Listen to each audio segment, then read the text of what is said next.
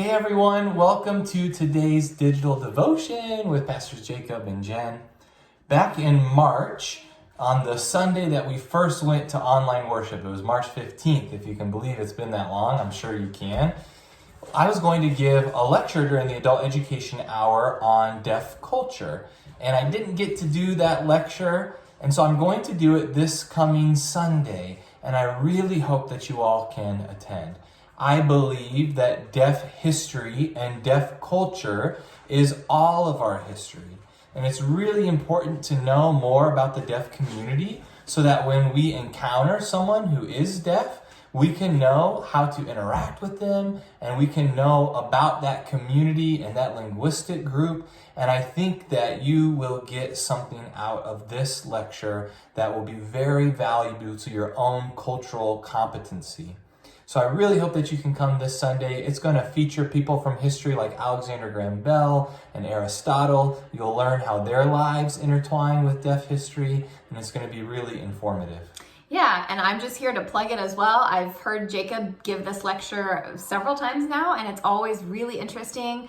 The facts are really pretty shocking sometimes. That you're going to learn things that you didn't expect to learn, and you're going to hear things that you probably didn't expect to hear. So I definitely encourage everyone to come to this lecture and have your horizons expanded in ways that you will be surprised about, I think. You know, one really sad story in my own family's experience that relates to the church and spirituality is that my grandfather, who was deaf, truly believed that God was only for hearing people. You're going to learn in this lecture the history of discrimination against the deaf community and the history of oppression. And so all his life he was taught that God was only for hearing people and that the Bible was in English, a language that he didn't get an educational access to learn as much as he should have. And so it wasn't until he was in his later stages of life, in his 60s and 70s, that my mother was working on a project to translate the Bible into American Sign Language on videotape, and he saw it for the first time in his own language, and he watched a book of Genesis where it was describing the dimensions of the ark, and the dimensions of the ark just blew his mind. He didn't know this information was out there, and it changed his life, and he started attending a deaf church where the sermon was entirely in American Sign Language and there's deaf cultural forms of worship, and that really impacted him and changed his life to be able to come to God in his own language.